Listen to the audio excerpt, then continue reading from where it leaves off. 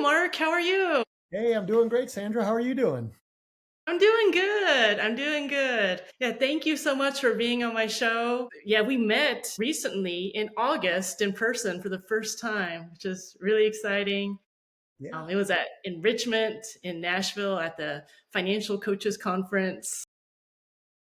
that was great. Yeah, it was a great time. It was nice to finally meet you in person. I know we had a little online session previous to that, but it was always great to connect in person. Yeah, yeah, exactly. And all these coaches that I took that training during COVID times during 2021. Mm, So I only ever knew people virtually through Zoom sessions and through computer yeah, screens. It was fun to make all the in-person connections, but I always like to start off every show with talking about why I picked the person to be on my show. Mark, I remember when we had our conversation, you reached out to me first on LinkedIn, actually, even though we're both financial coaches and we're on a different other network, but you reached out to me. I really liked that. That was very proactive. yeah, And we had such a great conversation. And I remember, I don't remember exactly how you said it. I paraphrase it for other people, but it was a huge mindset shift for me where I was realizing that, yes, I work full time and I also have a part time financial coaching business, but why am I killing myself for this part time endeavor? Right. And you kind of really reframed it and put it in perspective because I just remember there was a time when it just felt like I was working so much at both things and kind of getting a little burnt out. And, it's kind of unique amongst the Ramsey financial coaches to find someone that does it part time, right? And that doesn't need it to fund their lifestyle and to pay their bills. it is. Yes, yeah, and I think what a lot of coaches frame too is part time, full time. It's a perspective too, right? Some people look Yeah. at it. I think like we're saying is this what we count on for our main source of income? And or is it just something do we do for other reasons like we want to help people, it's fun, it's a passion, and so that's kind of how I view the part time. And that's what I noticed, that you're into engineering coaching, and I thought, oh wow, very similar interests, and so it was great to. Yeah, yeah, we are very similar. And I have a son I'm raising, but I loved how I think you're one of the first coaches that really framed it that way to me because it's not that it's bad, but there's definitely other people out there, they have big income goals, right? They want to build a Yes. 100K coaching business, they want to get to 10K a month. And then you were a bit like, well, no, I have something that pays the bills. And you can't afford to be picky and choosy. You definitely, I think everyone has full time passion for financial Yes. coaching, but Yes. then to not treat it like you have two full time jobs and, on top of that, you have a family and personal life and everything else. And yeah, I really liked how you helped shift that because, like I said, you're one of the only coaches that I think that thinks like that. So it was refreshing where someone wasn't just emphasizing, like, yeah, I'm doing all this and burning the midnight oil to get all these clients and make a certain, dollar amount and figure. And that's what I love about it because it's a marathon, right? To build a practice and build a thriving business. And if you flame out super early or you get burnt out, right, then you really don't have anything. Yeah, and that's the way I look at the coaching, is saying that, I think a lot of people think maybe a part-time coach isn't as effective as a full-time coach. And I think you are too. When you coach, you're all in coaching. I mean, you want to help people. I mean, you can coach people as well as somebody that does it, as their main thing. But it's just like I said, it's not your main thing. And I think that's what a lot of people don't understand. It is somewhat unique, I think, and it's a perspective, a mind shift. And I think with anything, right, you set goals. And a lot of the goals are, like you said, big thriving business. And right now, at least for me, that's not one of my goals. It's how can I most effectively help people? And that's where, kind of like you said, being picky. That's the way I like to look at it, or maybe being selective, with who I help. Better way to say Yeah, it. people can do that. Well, and it is somewhat being picky too. It is, but I think selective maybe sounds better. But it's true because I don't have to work with everybody, and there's times where I tell people that like, well, I don't tell them this way, but maybe they're not my, call it, ideal client or target client. Yeah. And that's fine, because what I can do then is connect them with other coaches, or help there, because everybody needs coaching. People need help, they want help, and I want people to get that help. That doesn't always have to be maybe with me, because I'm looking to maybe help a certain select group of people. And so it's nice to have that flexibility and to be selective. Like, Well, we kind of jumped ahead a little bit, but let me let you introduce yourself to everyone. yeah, yeah. So my name is Mark Karwowski. I am a Ramsey financial coach, like you said. I started coaching in 2018, but I've been involved with Ramsey, boy, for probably 15 years now. I've been doing Financial Peace University with great success. So I know all of Dave's principles after, of course, applying it in our own lives, with our family, with our children. Been through his entree leadership as well, so I kind of know the business side of that. But as you mentioned, it's not my main thing. I'm also an engineer, and so I do that full time. Been doing that now for about 30 years. And so that's kind of the main thing. And then I'm also in ministry. And so I've served in various capacities. And right now, serving in kind of a CFO role at our church. And so that kind of ties in well with the financial side, but also with the engineering from a structure side, putting processes in place. So I keep busy, that, and then with the family stuff. Yeah, you got your hands in so many places. It's interesting. I just thought about this, how this ties into our conversation. Someone else posted about it on LinkedIn today, and I just read about this similar concept in a book, and I wanted to ask you about it. It was talking about, do you have to always follow your passion, right? Because on one hand, like I feel like financial coaching for most people is a passion business, right? But like as we're talking about, it doesn't always pay the bills for some people. So like how do you balance that, right? Because you have like it's a very practical day job, kind of like me. I still do too. I'm still an engineer, you're still a practicing engineer. But then, I think some people will be like, well, are you really all in if you're not gonna quit the day job, right? And I am, and I think that's where the passion comes in because I have a passion to help people win with money. I've got that experience, that knowledge, and for those that want to do the work and are willing to accept that help, want to be there to work with them because I want to see others win with money as well because it is possible, and it's not normal in this world today. It's not. Yeah. So it's a challenge, and that's the thing too. You say passion, that's very true. For me, I'm driven by challenges. Maybe it's the engineering thing, right? Problem solving. You see a problem, you just want to dig in and say, okay, how can I fix that? And that can be a good and bad thing with financial coaching, right? Because we've got these analytical problem solving minds. The challenges with money or with the coaching, right, are mostly emotional, right? Right. Not Yeah. always the analytical, process and logical process that can fix it, because we can't do it for people. They have the answers. We're trying to unlock them, right, and get them to realize that. And so it's a challenge. But I think the drive of the problem solving is what keeps my passion fueled. Okay, I never thought about that. Yeah, and there is a correlation, right? They're Yeah, not totally unrelated, and you're right. trying to help people understand things within a framework, right? And some type of system and steps, and of course, kind of also show them that hey, you can make progress with the numbers too, right? Yes. And yeah, they are kind of related. But yeah, I've been thinking more about that because I just feel like, of course, I want to help women in STEM. Of course, one day have their passion business.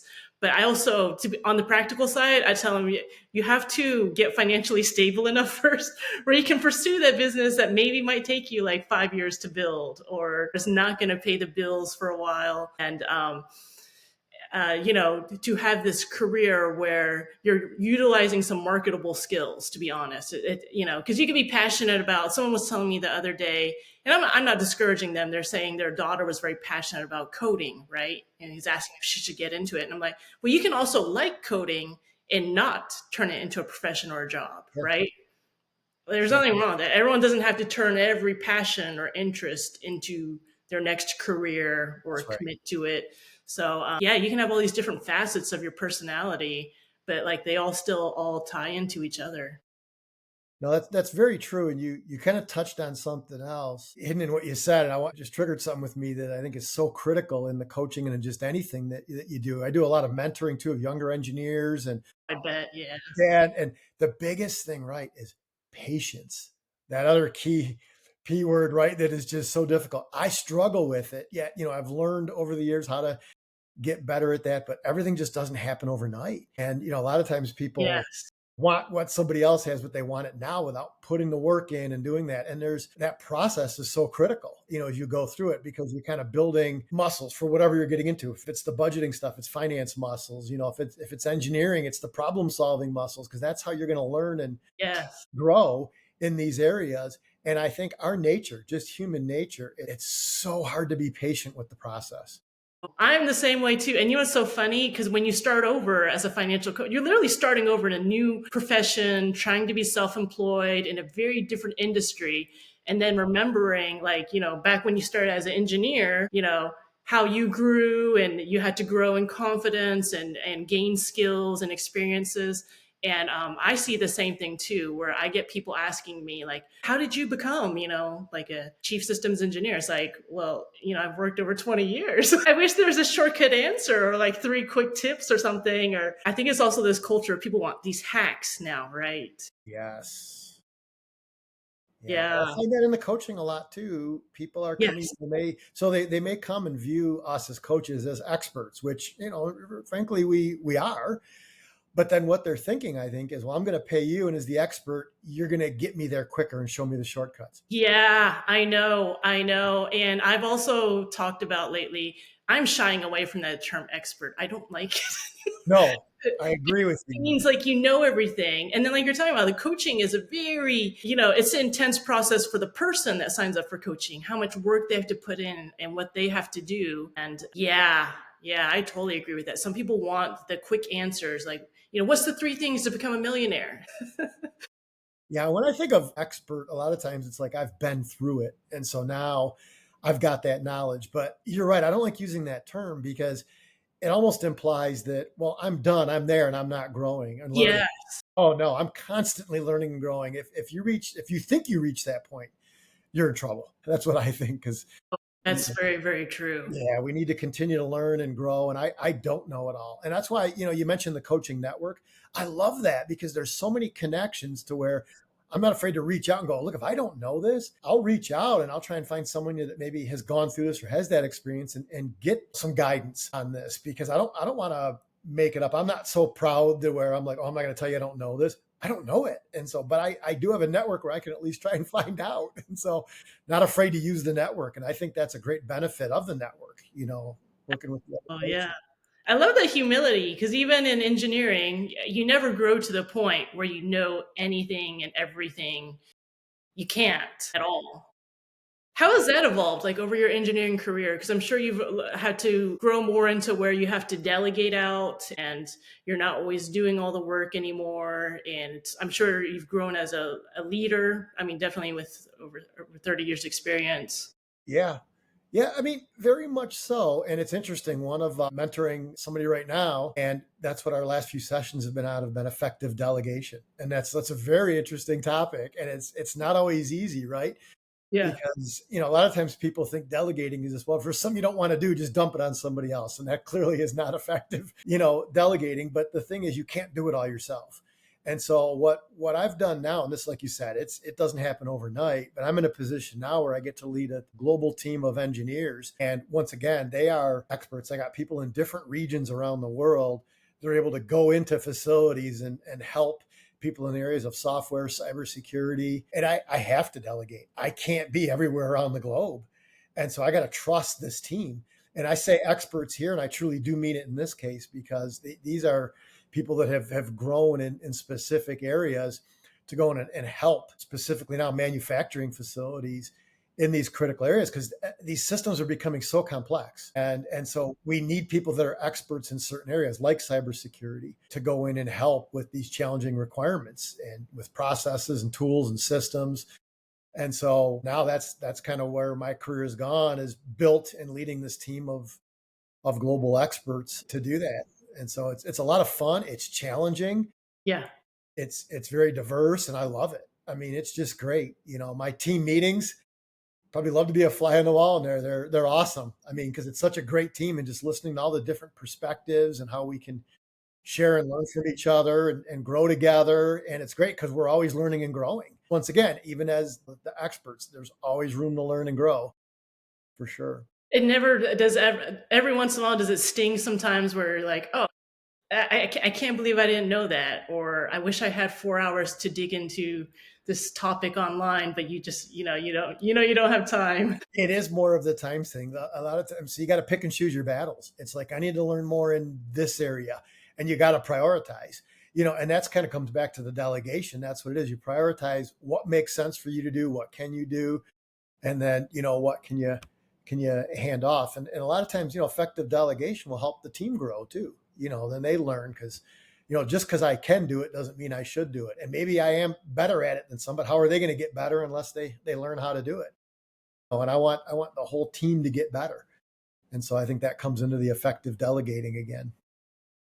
That's really good leadership because, yeah, I can imagine. Yeah, just sometimes it stings a little bit. Like, I should be the person that knows that. It would be a poor use of your time to go down a rabbit hole to try to, whatever, try to become a cybersecurity expert. Like, how are you going to do that? Watch some YouTube videos. I mean, there are other people that have, years and years of experience, right? Well, I mean, the day you think you're an expert, then things change because it grows so That's fast. true That's too. why you got to continue to learn and grow. But then a lot of people view us as experts because we know a lot more than they do. So I think expert can be kind of a relative term, right?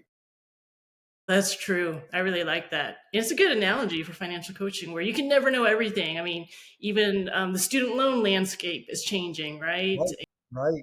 All different types of laws and regulations and about taxes. But yeah, tell us a little bit about your financial journey. How did you get into all that stuff? I know you've been doing it a long time.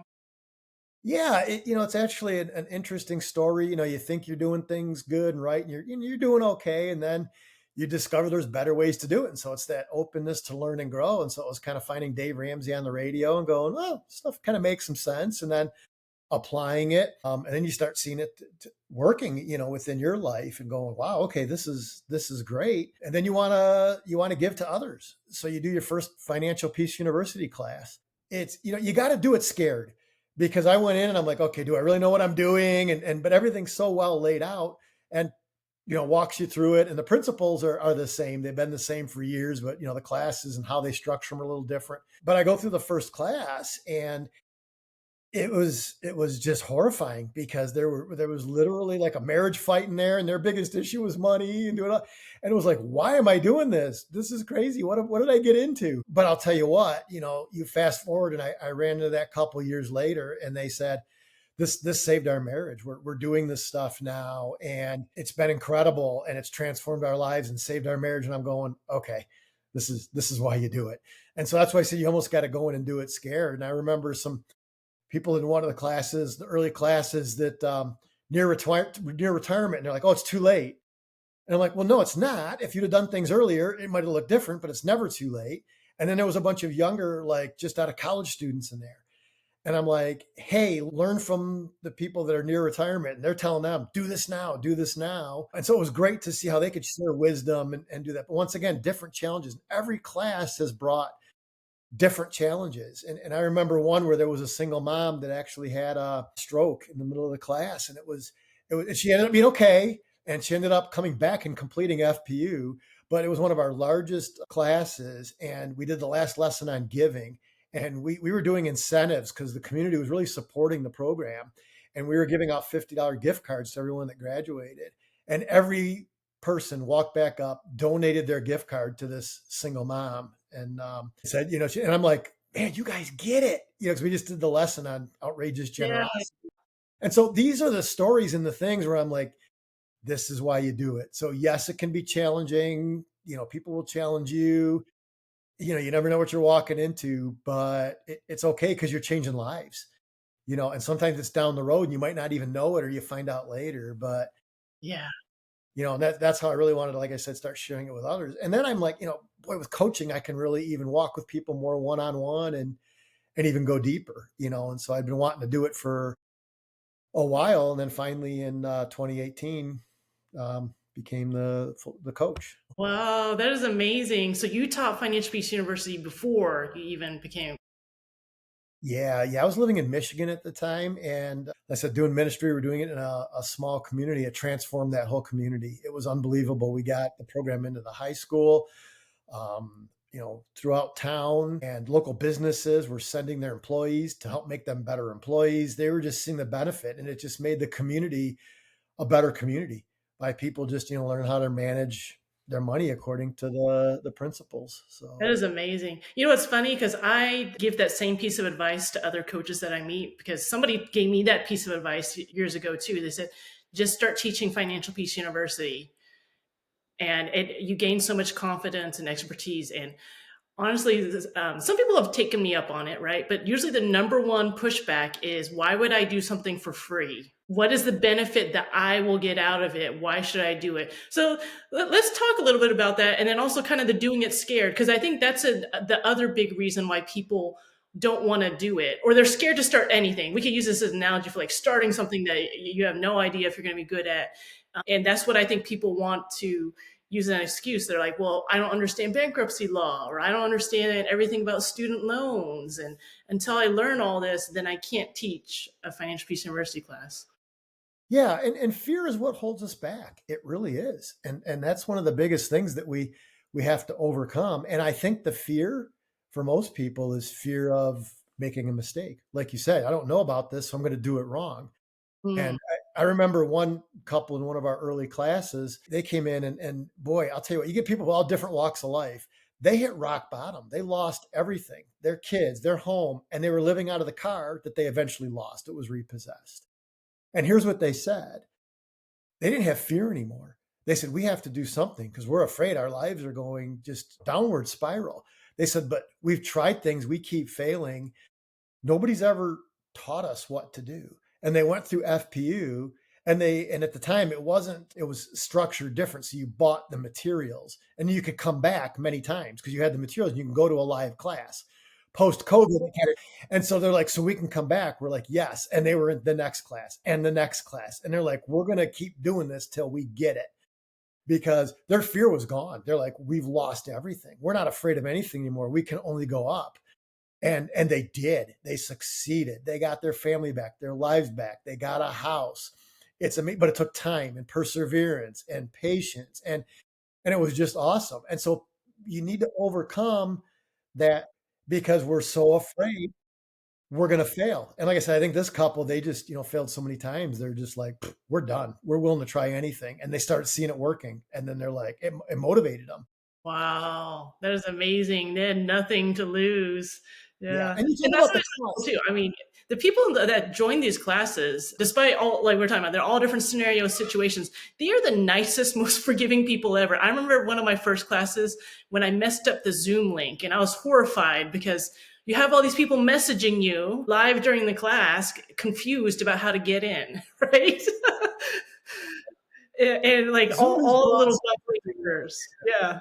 Yeah, it's But interesting they're with just so Zoom. forgiving and so nice, and it's the best experience if you want to even dip your toes, just to see if you enjoy talking about financial things to people, right? Yeah. Even with the challenges, the pluses, the benefits out of doing it have far outweighed any challenges or issues that I've experienced. We were about numbers of classes. I've done classes with 4 people. I've done classes with over 30 people. They go through, they get the material, they start applying it. It's a success. It doesn't matter how many people I are in the agree with you class. too. I'm the same way, because I've had some smaller classes, Yeah. and then I've had the big ones. And I know some people don't want to teach it unless a certain amount show up. And I just tell people, there's a minimum. If there's 5 people that sign up, we're going to do it.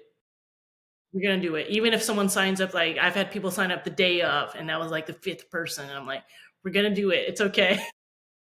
It really is. And I've had like parents go through it and say, our kids need this. Is that okay? Can we send them? Absolutely. I love pouring this into younger people, if they're willing to do it. And like I said, we got it into the high school when we were living up in Michigan. It was the highlight, the valedictorian and salutatorian at graduation. Both gave their highlights during their speech. And both of them were their budgets and how they learned that and what they could do. And I'm going, that's awesome. They're taking these skills out into the real world. And and so you talk about doing it for free. Well, right there is a great example of, well, no, it's not. You're investing your time in others with the hope, right, that it's going to change their lives. And so you look at these younger people, and they're graduating high school and saying, I love this valuable information. I'm going to use this. There you go. I mean, right there, that's my payback. It's not That's not for free. I mean, I take that and go, this is awesome. That changed their life. Yeah. And I just pray that it's a ripple effect, that they're gonna use that to change their children and others, and and that's how you change the world, right? You start small and just let Agree. it go. So it's an investment.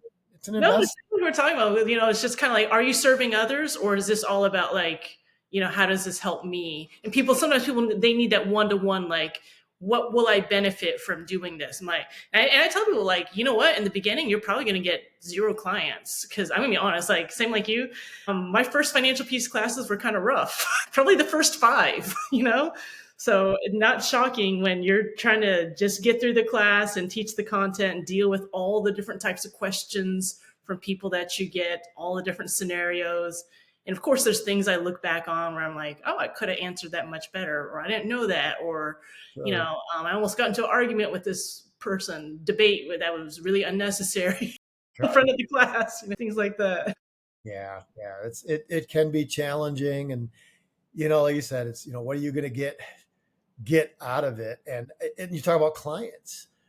You can get clients out of FPU. A lot of people are very successful doing that. I just set my expectations. That's not my goal. My goal is to help people. I remind myself of that at times. And by Yes. just getting them through FPU, you're helping them. I kind of look at it this way, like you're kind of giving them the tools, the toolbox, and kind of general knowledge how to use it. But then as people go and trying to apply it to their situation, a lot of times then they might come back later, from more of a coaching perspective and say, okay, how do I use this tool, now in my situation? And then Yeah. you can help guide them. I think when you don't expect it to lead to a certain outcome, it's almost the best. It's the same argument I have with people that are like, well, why do you post on LinkedIn? I'm like, I don't know if I'm going to get all these people from it, but it's better than doing nothing. And like I said, a lot of it's about giving back to people, right? And you're trying to provide value to an audience and all that. And it's just hard to, especially, like in any type of business, is to be like, well, if I do this, I get that. And it's going to happen right now. It could be like you're talking about, the ripple effect could be like 3 years later or 4 years later, or someone's kid, or you hear something nice. And it's just, I think it's also how we've talked about a little bit before, once you move into, it's not so much about just the income, you want more of an impact on other people. It's Yes. a different drive and motivation where you're not like, this has to turn into money or clients or something to benefit me directly.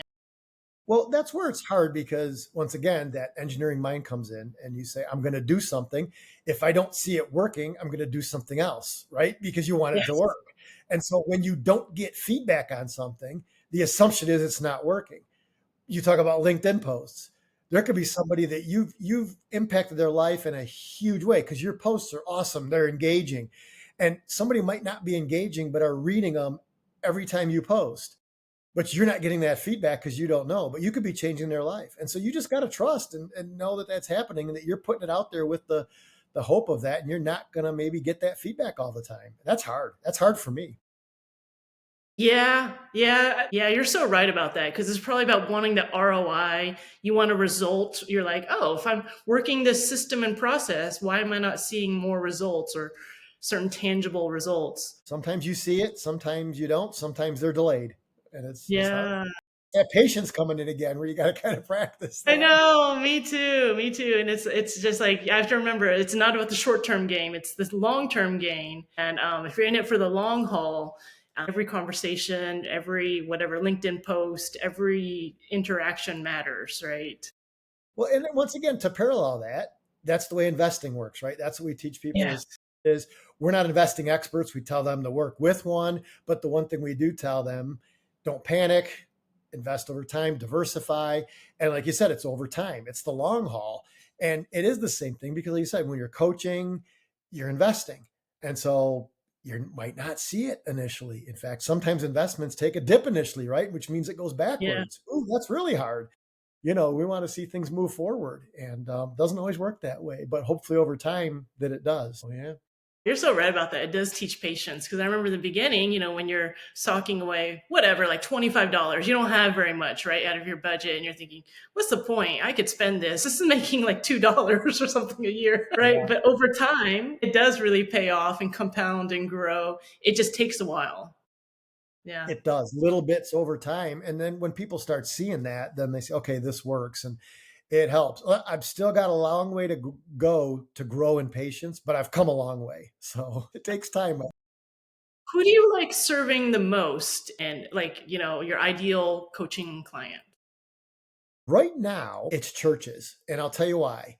Because they don't teach this stuff to pastors naturally, and they're going out trying to figure it out on their own, and it's such a challenge, and then they're trying to help, direct their people, and you see these churches that are struggling. And so I've kind of taken, and once again, the engineering comes in, system development, and started developing like these budgeting systems that are easy for churches to apply, focused on, okay, what's your vision? You're here to impact this community. How? Okay, well, that's your vision. You need funds to fuel that vision. And so how can that happen? And so let's develop a vision first budget that then puts the plan behind your vision to fulfill that. And it's just so powerful to see that, okay, how they can help transform their community by doing that. Because I just see so many that are just struggling. And the other thing is the fear again. So many Mhm. pastors are afraid to engage the topic of money because they think, it's offensive. We're going to lose people and do it. And it's like, no, it's the exact opposite. It's the exact opposite. People need to be taught this to be responsible. So, because if you do it right, you're blessed. And so if you don't teach this, you're robbing people of their blessings. And so it needs to be taught. This needs to get, there needs to be a topic. And when people understand that and they see that it's fueling the vision and they see the church moving forward, then they give and they invest in that. And that's kind of the model that works. And so I've kind of really turned a lot of focus there recently, trying to work with pastors and churches to help them win. Wow. Wow. That is amazing. And then, yeah, you briefly touched on it before, how you were in ministry before. What kind of led you to do that for a while? Well, it was something to where, oh boy, when was this? Probably mid 2000s. My wife and I were talking about getting just more involved, more engaged. And so we started taking the classes and doing that and finished the program and went through and got credentialed. And then it was kind of like, well, what's next? So we kind of served in various capacities. And it was interesting because I got put in positions kind of as a problem solver, sent to different churches to say, hey, they're having financial issues. And I wasn't even a coach yet. And so it was almost like kind of predicting, where things, might go, and saying, hey, you're a problem solver, you're a minister now, go in here and try and, figure out what's going on and help, solve some of this. And so I started doing that. And so once again, as you know from engineering, you start solving problems. That's how you learn and grow and kind of develop systems. And so now I'm seeing kind of the benefit of doing that. So I'm looking way back and saying, okay, that was probably why all that was happening. And so we did that and kind of still doing it because my ideal role in ministry is more on the administrative side. And so now kind of in the CFO role, that's kind of where I'm at. But we went through a lot of different areas and different positions, which I think was good to get that experience to help me be more effective, in the role I'm in now. And so if you say what led us into it, a lot of it was my wife saying, hey, I think this is something that would be good. So then I won't deny it, but then it is a calling, and then That's you a got to do that. realistic answer. It wasn't like, oh, I heard a voice from God. He told me to do it. He probably heard it first. I think then we both did, eventually. It probably took me longer to catch on, but the calling was definitely there. And, now we kind of got, a little bit different paths. She's actually running a restoration ministry, and it kind of fits in because we've tied finances into it. And so we're going to be running FPU underneath that ministry again, starting, in the new year, trying to help people because it's That's all neat. about restoring lives in different areas, and finances is of course a big one. So, it's kind of really seen how we've been led over the years and prepared us for where we are now. Yeah, it's kind of like a Venn diagram. They all kind of intersect, all these things. They seem kind of unrelated. But then, like you're saying, same like in an engineering career or anything else, you have to sometimes do a bunch of roles to find out which one's the right one for you. Because I think, of course, when people think ministry, people always think like, oh, you're actually ministering people, right? That's what people must, but there, it's kind of like any system, like a church system. There's so many different roles that have to be filled. They're like a organization or a business themselves too, in a sense, you know? Yeah, yeah, and then we are ministering to people, but in a very specific way. Yeah, you're not the one on the stage, you know, that Exactly, and I did that for a while, and that's great, and I can do that, but it's just not where going back to the passion thing, where my passion was, and it's more administrative, and you need people in all these different areas for sure. yeah, And the administrative part is a very important part of ministry. And I think a lot of times we overlook that because it doesn't seem spiritual. And it's like, well, no, it is, because there's a lot, as Dave Ramsey says, there's over 2,000 verses, that Jesus says about money in the Bible, right? And just money alone. There's a lot of other administrative stuff. So it's a big part of ministry, but we just don't think of it that way. And some people are gifted in that area, and that's where I'm at. Yeah, more on the administrative side. But everyone thinks ministry, yep, you're up there just preaching to the masses yeah. on. Yeah, it's so I gave this speech at a conference a little while ago, and then after that, of course, I got more opportunities based off that. And everyone's like, "Whoa, are you going to become a speaker and a public speaker?" I'm like, I definitely enjoyed it more than I thought, but it's like, no, I'm still a financial coach who likes speaking opportunities. I'm not a Sure. speaker first, and that's fine because there's other people that are out there. They want to pursue that speaking route. You know, the speaking bug has bit them, and like I said, I definitely enjoyed it, and I've grown in that, and I'm still growing, but it's like you got to keep the main thing, right? It's like Yeah. Yeah. Yeah. That's okay. Like you said, you might want to get more into it later, but there's nothing wrong with doing it. And I do it. I enjoy doing it, but yeah, it's not my full time thing. And you're right. Some people, they want to make that's all they want to do. yes, yes, like they give like one speech and they're smitten, and that's all they want to do, and that's like cool for them. And it's funny because people assume that. It's same like I tell people I'm not a content creator on LinkedIn. People are like, oh, you're a creator. I'm like, no, I'm not. I'm a financial coach marketing myself on LinkedIn. I'm not, it's Right. like I'm not getting it confused. I'm not a LinkedIn person and also financial. I'm like, I'm a financial coach. It happens to be on LinkedIn marketing myself.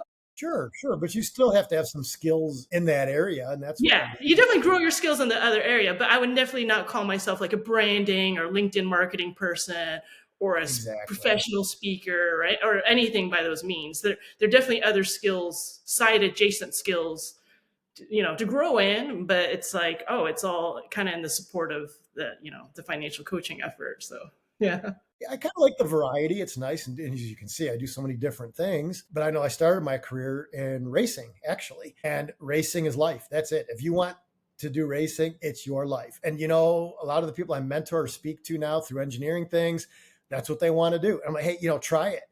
But like I started having a family, doing things, and I'm like, okay, it can't do both. I want my family to be my life, not the racing. And it's It's and it's all hard because it is 24/7, 365. It's all in. It is intense. And it was fun. It was fun for the time I did it. Did it for about 6 years. Had a great time. Once again, learned a lot, but yeah. then realized time to move on to, something else, and still stayed involved and still, like I said, speak to students about it and help guide them.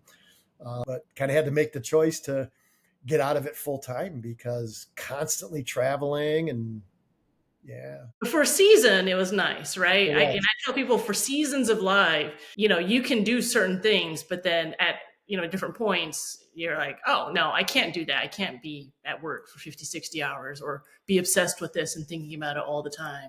Yeah. I mean, it was fun. And like I said, I learned a lot and I still can apply a lot of that.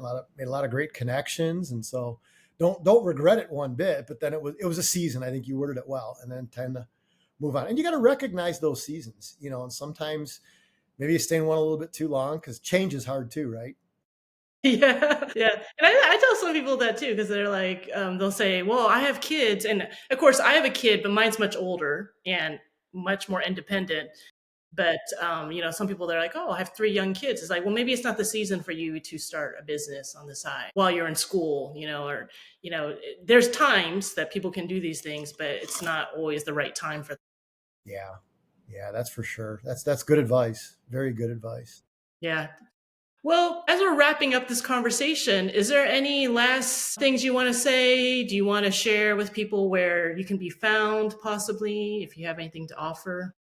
Yeah, I mean, if from a coaching perspective, I said if people want to engage right now, I'm kind of focused on systems and developing that, around churches and coaching them. I do some one-on-one, going back to the collective, working where we want to work. The business that I am running is Courage to Conquer coaching, and they can, just search online, reach out to me there. I do have a Facebook page. I'm not very big on the social media there, just like I said, so people can find me, but it's more word of mouth, that I work with, just with people relationships I've developed over the years. But always happy to have a conversation with people and help them. From an engineering standpoint, like I said, I love mentoring. I'm involved through our company. I work with ZF Automotive and I mentor through there. I'm involved with SAE, mentor through there. Yeah, Involved locally through Tennessee Achieves. I mentor students through there. Love doing that. And so if there's someone out there that's, looking for that, if something I said today piqued your interest, love to have a chat and help guide you along. you're so nice. You'll probably get flooded with requests. I get a lot of people that reach out to me about mentoring. And it's funny. I don't know if you feel like this sometimes. You're like, well, why is anyone asking me anything? And then you kind of like look around, and we're kind of like the old people in the room now. Yeah, well, it's true. Where And did I everyone go? Where did the everyone same go? as coaching. I do a discovery session. I want to make sure that we're a fit. Can I help you? Would this be a good fit? And then if so, then, we go forward. And I usually, I cap my mentees at a certain level, and so you got to set those boundaries up and have that system in place. But the requests are great. Love to have them. And, like I said, love to Oh, help lead and guide people if that's something that they're that's very looking generous. for.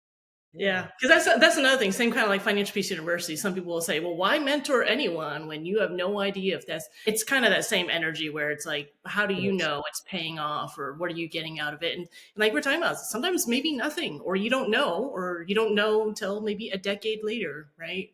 Well, here's the way I look at it. I look back in my career and I look at things, and maybe it wasn't even a formal mentoring relationship, but I look at things that maybe people that I was working with or looked up to said at one point in time.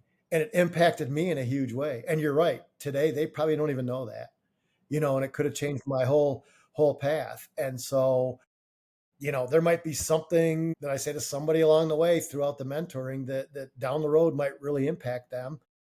I might not ever know, but it's okay. I mean, like I said, I do it with the hope and thought that it's making a difference and just helping them learn and grow in a positive way. I love that because definitely what you said in that conversation made a difference to me. Good. It really did because it was just like I was feeling pretty burnt out and struggling, and kind of also just feeling like the scarcity where I had to like try to hold on to anyone that I was working with or desperate to get clients, and kind of reframing it where it's like, well, why do you have to do that if you have no debt in your life, and like you're making money from other things, and it's just and also walking around like that, it's harder to get clients actually when you have that scarcity kind of mindset, right? It is. It's harder, and I think you maybe put yourself forth in a different way. Almost, it could almost be viewed as like desperation or something like that, and you're not. And so you want to put forth confidence, because as we said again, part time doesn't matter. You can coach effectively as somebody doing it as their main deal. So Yeah. it's that Yeah, that it comes made a from. huge difference to me because, like I said, it was just a big mindset shift from it's not just about money, it's about making an impact, and you can be selective. And I really started kind of embracing more of, this is a passion business for me, and I want it to be much more about making an impact on people. Of course, I do want to get paid, but it's not the money is not the main driver, That's right? right. Because kind of like we've both done well in our engineering careers, and that set us up really well financially. So it's kind of nice to like rethink that instead of like, oh, I don't have to get that next person. It's like Right. it will happen, but someone that I really really want to work with. Yeah. It's perspective and knowing your why, and that's what I love. You say you want to help women in STEM. Boy, that's awesome. You're so specific and saying, okay, this is your target audience. That's great. Not that you can't or won't help others, but you're like, this is my main goal and focus. That's a huge part of that. But so that sometimes though, you got to remind yourself regularly that and once again, you could change it, but if that's your focus, remind yourself, okay, that's my why. That's who I'm going after. Okay, so then how do I do this most effectively? And so, and you learn too. I mean, I learned from. That's what I love about mentoring. I learn. I have a mentor myself, but I learn from mentees. I mean, you're once again, you're learning and growing through the process all the time. So it's always worthwhile. Never find it a waste of time. Thank you so much for this conversation. Thank you. It was fun. I'm glad we got to connect again and just kind of chat for a while.